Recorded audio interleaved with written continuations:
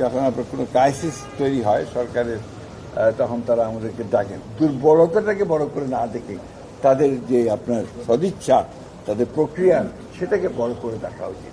থাকবেই। রাজনীতি মানেই হচ্ছে প্রতিপক্ষকে ঘায়েল করার চেষ্টা করা, কথা দিয়ে ঘায়েল করার চেষ্টা করা এবং নিজেরটাকে এস্টাবলিশ করার চেষ্টা করা। কিছু কিছু জায়গায় হয়তো তাদের অভিজ্ঞতার কারণে কিছু আপনার ল্যাপসেস ছিল, এটা আমি মনে করি সম্পূর্ণ অভিজ্ঞতার ব্যাপার। মাননীয় প্রধান উপদেষ্টা উনি আমাদেরকে হঠাৎ করে কালকে একটু ডেকেছিলেন। উনি ডাকেন মাঝে মাঝে যখন আপনার কোনো ক্রাইসিস তৈরি হয় সরকারের, তখন তারা আমাদেরকে ডাকেন। তো আমরা যাই, কারণ আমরা তো প্রতিশ্রুতিবদ্ধ যে আমরা এই সরকারকে আপনার সব রকম সহযোগিতা প্রদান করব গণতন্ত্রের উত্তরণের জন্যে। যা কিছু করা দরকার আমরা সেই কাজগুলো আমরা করব। তবে আমরা যেটা মনে করি যে এই এনগেজমেন্টটা, এই মত বিনিময়টা আরো ঘন ঘন হলে আরো ভালো হতো। অন্তর্বর্তীকালীন সরকার তো অন্তর্বর্তীকালীন সরকারই, এটা তো আপনার কোনো একটা পলিটিক্যাল গভর্নমেন্ট না। স্বাভাবিকভাবেই তাদের কিছু ল্যাপসেস থাকবে।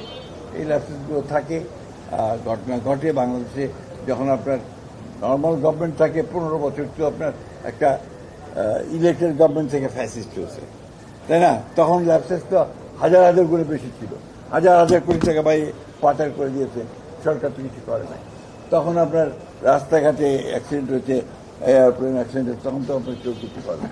সুতরাং অন্তর্বর্তীকালীন সরকারের দুর্বলতাটাকে বড় করে না দেখে তাদের যে আপনার সদিচ্ছা, তাদের প্রক্রিয়া, সেটাকে বড় করে দেখা উচিত। মিডিয়াতে যেটা দেখেন বা আসে বা আপনারা দেখান যে রাজনৈতিক দলগুলোর মধ্যে কথার আপনার ছড়াছড়ি, এইদিকে কখনো পক্ষের কথা, বিপক্ষের কথা, বকাবকি, এগুলো না, এগুলো তো রাজনীতির একটা থাকবেই। রাজনীতি মানেই হচ্ছে প্রতিপক্ষকে ঘায়েল করার চেষ্টা করা, কথা দিয়ে ঘায়েল করার চেষ্টা করা এবং নিজেরটাকে এস্টাবলিশ করার চেষ্টা করা। সেটা নিয়ে আমরা খুব বেশি চিন্তিত না, কারণ রাজনীতির নিয়মটাই তাই। আপনার ওটার যে ধারা, সে ধারাটাই তাই। সুতরাং এটা থাকবে, এর থেকেই আপনার রাজনীতি এগুবে। রাজনীতি থাকলেই দেশের জন্য মঙ্গল, এই কথাবার্তার মধ্য দিয়েই।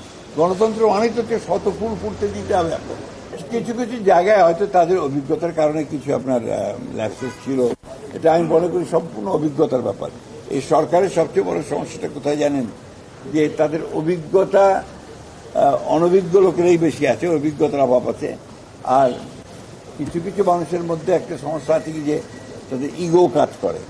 তারা রাজনৈতিক দলগুলোর যে একটা অভিজ্ঞতা আছে, বিশেষ করে সরকারি ছিল অতীতে, যেমন আমরা, আমাদের সঙ্গে পরামর্শ করা, কথা বলা, মাঝে মাঝে মতামত নেওয়ার চেষ্টা করা, এই বিষয়টায় তারা একটু পিছিয়ে।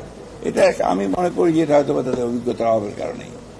আর আপনার এই যে সেক্রেটারিয়েটে ঢুকে পড়া, সেখানে আপনার কয়েকজন আপনার ফ্যাসিস্টদের লোকজনকেও আপনার আটক করা, দেখা, বোঝা যাচ্ছে যে তাদের কিছু কিছু সমস্যা তৈরি করার চেষ্টা এখানে আছে।